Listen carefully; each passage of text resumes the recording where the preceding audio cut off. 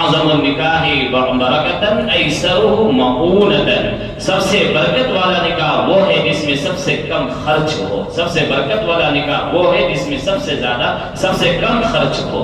میرے بھائیوں اور دوستوں، آج ہمارے معاشرے میں یہ دیکھا جاتا ہے کہ آج ہم سب سے زیادہ اگر خرچ کرتے ہیں تو ہم لوگ شادی اور بیاہ میں خرچ کرتے ہیں، جو کہ مکمل تو نہیں کہہ سکتے لیکن آدھے سے زیادہ فضولیات اور لغو ہوتا ہے، جس کی کوئی ضرورت نہیں ہوتی ہے، لیکن فضولیات میں آج ہمارا معاشرہ اتنا زیادہ دکھاوا اور ریاکاری میں پیسے خرچ کر رہا ہے، جس کا اثر ہمارے معاشرے کے غریب طبقے پر بھی ہوتا ہے۔ اللہ تعالیٰ نے آپ کو مال دیا ہے، مالدار بنایا ہے، آپ کو جو ہے حیثیت دی ہے، آپ تو کر لیں گے، لیکن میرے بھائیوں اور دوستوں، آپ کو دیکھا دیکھی جو ایک معاشرے میں جڑ پڑتی ہے، ایک رواج جو رائج ہو جاتا ہے، تو ایک روایت جو بڑھ جاتی ہے، اس کا خمیازہ غریب طبقہ بھگتتا ہے، وہ کہاں سے لائے گا؟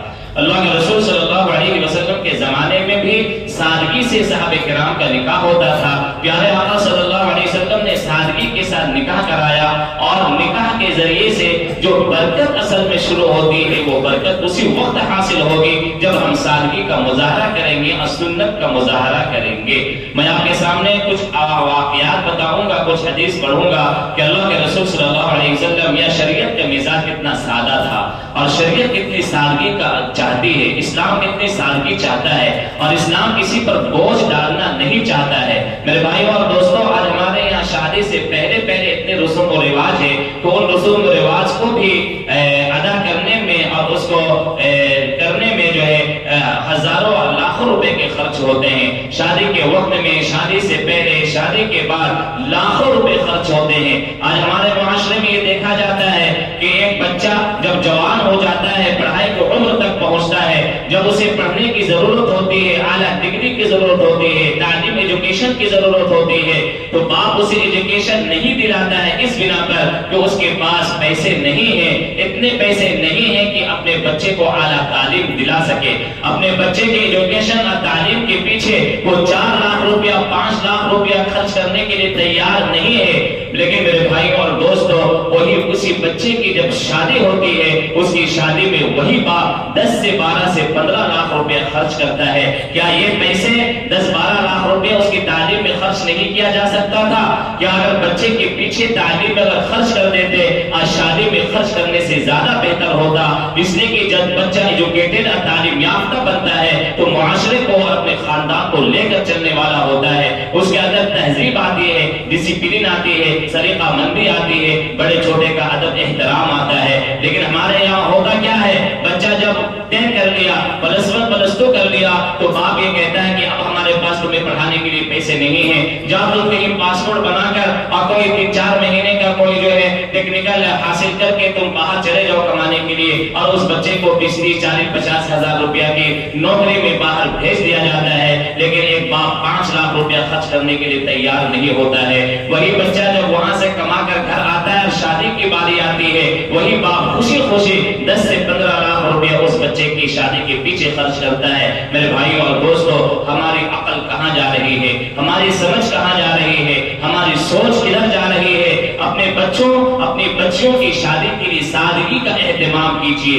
آج ہمارے یہاں سے سادگی اور سنت کا خاتمہ کیا ہوا کہ بیچارہ غریب جب اس کی یہاں شادی، بیٹی کی شادی کا وقت آتا ہے اور لڑکی کی شادی کا وقت آتا ہے، تو وہ در بدر بھٹکتے پھرتا ہے، کبھی مسجد میں، کبھی کہیں مارکیٹ میں، کبھی کسی غریب کے دہلیز پر ایک عورت، ایک مرد اپنی بیٹی کی شادی کے خرچ جڑانے کے لیے وہ در بدر بھٹکتا ہے کہ بیٹی کی شادی میں کیسے کروں گا۔ میرے بھائیوں اور دوستو، اسلام نے اتنا سادہ طریقہ اپنایا ہے، اتنا سادہ طریقہ دیا ہے شادی کا کہ اگر کوئی غریب آدمی ہو، اس کی 10 بچیاں ہو، اسلام کے مطابق اور سنت کے مطابق اگر وہ شادی کرنا چاہے تو اسے کبھی کسی سے قرض اور لون لینے کی ضرورت نہ پڑے۔ لیکن آج ہمارا معاشرے میں ہوتا کیا ہے، میں نے کئی ایسے لوگوں کو دیکھا ہے کہ ایک آدمی اپنی بیٹی کی شادی جب کرنے کے لیے چلا تو اپنی بیوی کے تمام زیورات کو بیچ دیا، دوسرے بیٹی کی شادی کا وقت آیا، جس گھر میں رہتا تھا گھر بیچ کر کرائے میں رہنے لگا، جب تیسری بیٹی کی شادی کا وقت آیا تو لوگوں سے یہ کہتا پھرتا ہے کہ پہلی بیٹی میں تو زیورات بیچ دیے، دوسری بیٹی میں تو گھر بیچ دیا، اب تیسری بیٹی کی شادی کا جگاڑ کہاں سے لائیں گے؟ یہ ہمارا معاشرہ کی جہنم کہ کس دروازے اور کس دہلیز پر جا رہا ہے۔ عبد الرحمن ابن عوف رضی اللہ تعالی عنہ پیارے آقا محمد رسول اللہ کے پیارے ساتھی ہیں، عشرہ مبشرہ میں ہیں، ان 10 خوش نصیبوں میں ہیں جن کو جنت کی بشارت پیارے آقا نے دنیا میں دے دی تھی کہ عبد الرحمن تم جنتی، انت فی الجنہ، تم جنتی ہو۔ آپ کو بھی معلوم ہوگا عشرہ مبشرہ کے بارے میں کہ عشرہ مبشرہ وہ خوش نصیب 10 صحابہ ہیں جن کو اللہ کے رسول نے جنت کی بشارت دنیا میں دے دی تھی کہ تم جنتی ہو، اور ان 10 صحابہ میں اور عشرہ مبشرہ میں عبد الرحمن ابن عوف رضی اللہ تعالی عنہ بھی ہے۔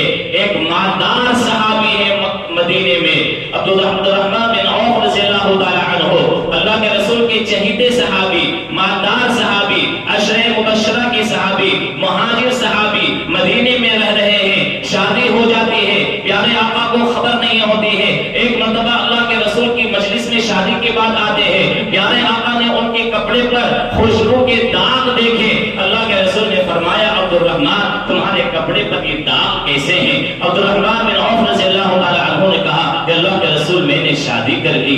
اندازہ کیجئے سادگی کا عالم کیا تھا، مدینے میں رہ کر پیارے آقا محمد رسول اللہ صلی اللہ علیہ وسلم کو پتہ نہیں چلا کہ عبد الرحمن نے شادی کر لی۔ کتنی سادگی کا مظاہرہ کیا ہوگا، کتنی سنت کا اتباع کیا ہوگا۔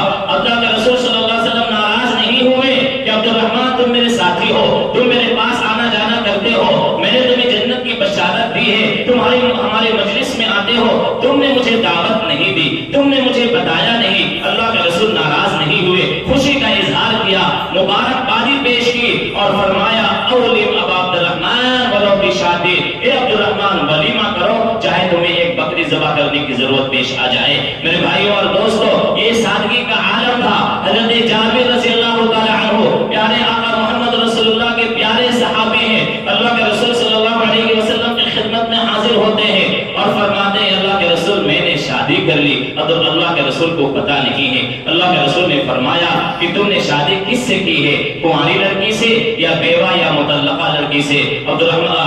جابر رضی اللہ تعالیٰ عنہ نے فرمایا اللہ کے رسول میری بہنیں ہیں، میرے گھر میں میری ماں نہیں ہے، میں اپنی بہنوں کی رکھوالی ان کو دیکھ بھال کے لیے میں نے کنواری سے نہیں بلکہ ایک مطلقہ عورت سے، بیوہ عورت سے میں نے شادی کر لی ہے۔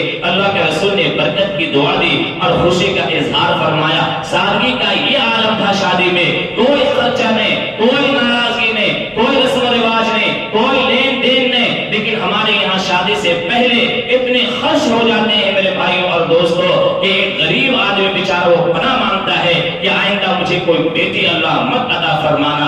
کسی کے غریب کے ہاں بیٹی پیدا ہو جاتی ہے تو آدمی روتا ہے، راتوں کی نیند اڑ جاتی ہے، اس کا سکون چھن جاتا ہے، اس کے چہرے پر میرے بھائیوں اور دوستوں اس کے چہرے پر عبیدہ، اس کا غم بالکل نشاور ہو جاتا ہے کہ اب ہمارا حال کیا ہوگا۔ اسلام اور شریعت نے سادگی کو کتنا پسند فرمایا ہے کہ سعید ابن مسیب رحمۃ اللہ علیہ، سعید ابن مسیب رحمۃ اللہ علیہ شاید آپ نے نام سنا ہو، یہ سید التابعین، تابعین میں بہت بڑے مقام و مرتبہ والے تابعی ہیں، رئیس المحدثین ہیں، بڑے محدث ہیں، فقیہ ہیں، عالم ہیں، زاہد ہیں۔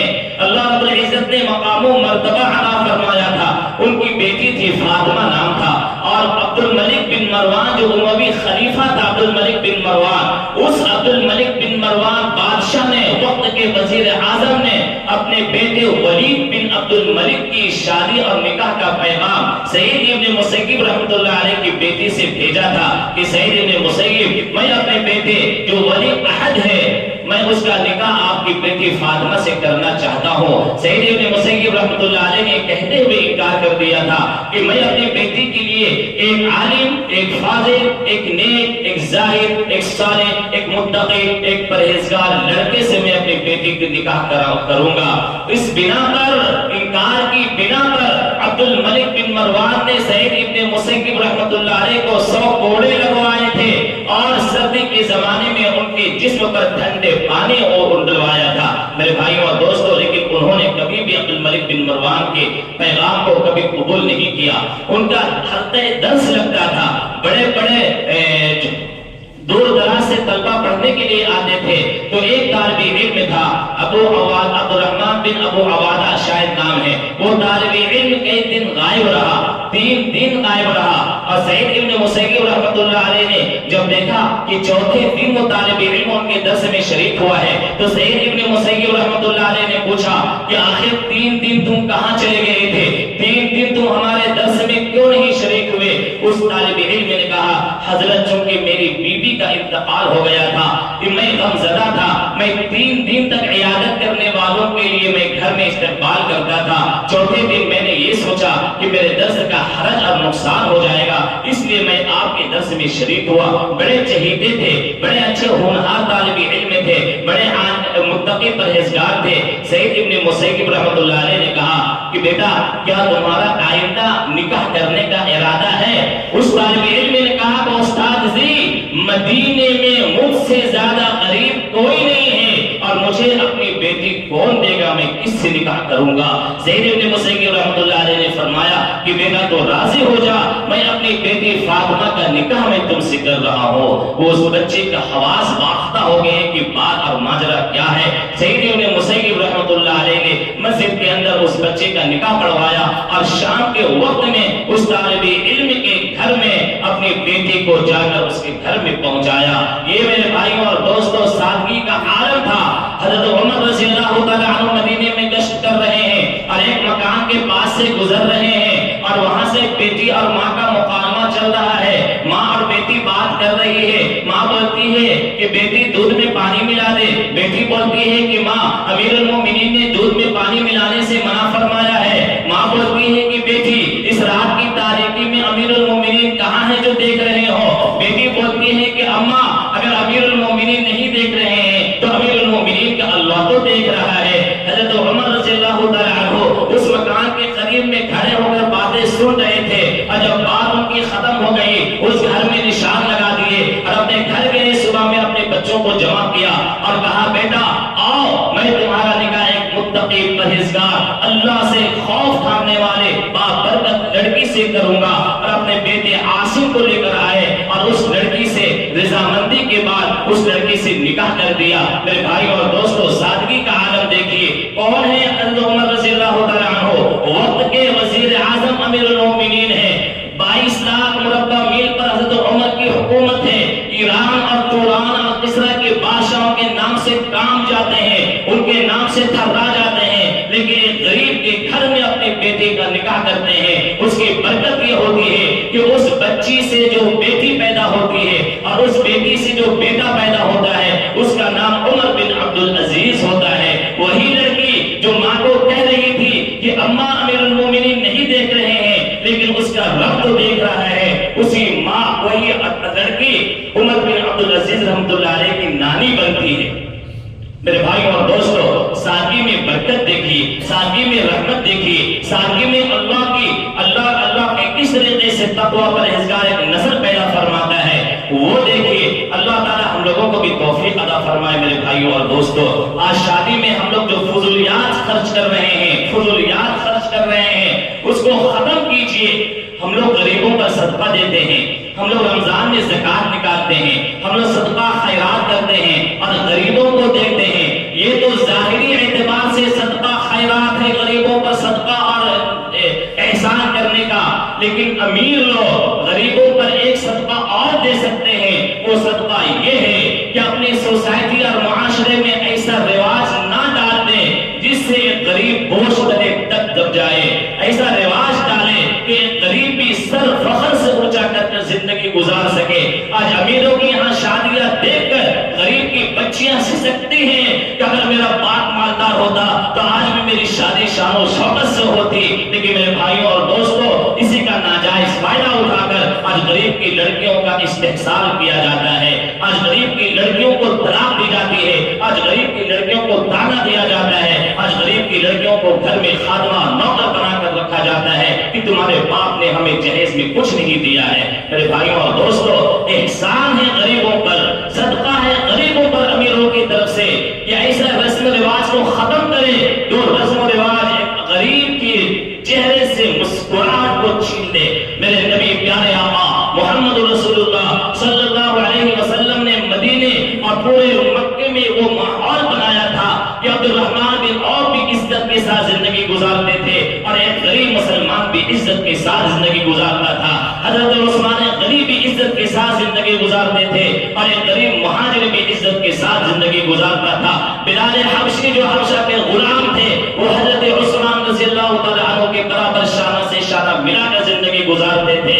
میرے بھائی اور دوستو، یہ محمد رسول اللہ صلی اللہ علیہ وسلم کی سنت، شریعت اور سادگی کی طاقت تھی کہ کوئی امیر کسی غریب پر کبھی وہ دو بول نہیں بول سکتا تھا، وہ توہین نہیں کر سکتا تھا. ایسا معاشرہ اگر آج ہم بناتے ہیں، اور بنے گا ضرور، کیوں نہیں بنے گا میرے بھائی اور دوستو، بنے گا ضرور. میں نے آپ کو شاید اس سے پہلے بھی واقعہ بتایا ہے. ایک واقعہ میں وہی واقعہ میں آپ کو دہراتا ہوں، یہ کالی کٹ کیرلا کا واقعہ.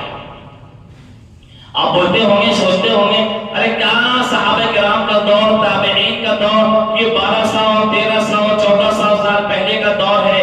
ابھی سائنس اور ٹیکنالوجی اور میڈیکل سائنس کا ترقی یافتہ دور ہے، اس میں کہاں سے کوئی سنت اور سادگی کے ساتھ شادی کر سکتا ہے؟ میرے بھائی اور دوستو، اس واقعے کے ساتھ میں آپ اپنی تقریر ختم کرتا ہوں اور میں اپنے نوجوانوں سے مخاطب ہوں. آپ سنت اور شریعت کے مطابق شادی کیجئے، پھر دیکھیے آپ کی زندگی میں برکت کیسی ہوگی، آپ کی صالح اور فرما بردار اولادیں کیسی ملیں گی، اللہ تعالیٰ آپ کی زندگی میں عافیت اور سکون کیسے ڈالے گا. یہ سادگی اور سنت کی طاقت اور قوت ہے.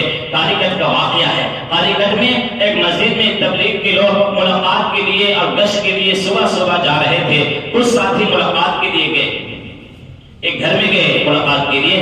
ایک بڑے میاں ایک آدمی بہت مایوس اور غمزدہ بیٹھا ہوا تھا. باپ اور بیٹا کیا ملاقات کے لیے. ہوتا ہے نا بھائی، فجر کے بعد کہیں کہیں ملاقات کا نظام ہوتا ہے، 2.5 گھنٹہ کی محنت جس کو بولتے ہیں. تبلیغ والے محنت کرتے ہیں ماشاءاللہ.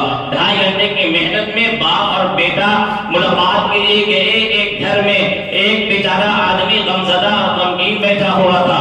باپ بیٹے نے سلام کیا اور کہا کہ حضرت خیریت تو ہے؟ کیا بات ہے بہت غمگین بیٹھے ہوئے ہیں؟ اس آدمی نے کہا کہ میری بیٹی کی عمر بڑھتی چلی جا رہی ہے، اس کی عمر ڈھلتی چلی جا رہی ہے، کہیں سے کوئی رشتہ نہیں آتا ہے، کوئی رشتہ آتا ہے تو بیٹی کا رشتہ قبول نہیں ہو رہا ہے. اس بیٹی کے رشتے کی فکر نے مجھے بڑھا کر کے اندر سے کھوکھلا کر دیا ہے. باپ اور بیٹا بیٹھ جاتا ہے، کنارے ہوتے ہیں. باپ نے بیٹے سے کہا کہ بیٹا کیا تم ایک مرتبہ لڑکی کو دیکھ لو اور تمہاری شادی نہیں ہوئی، شادی کر لو. باپ بیٹے نے کہا جی اللہ حضور.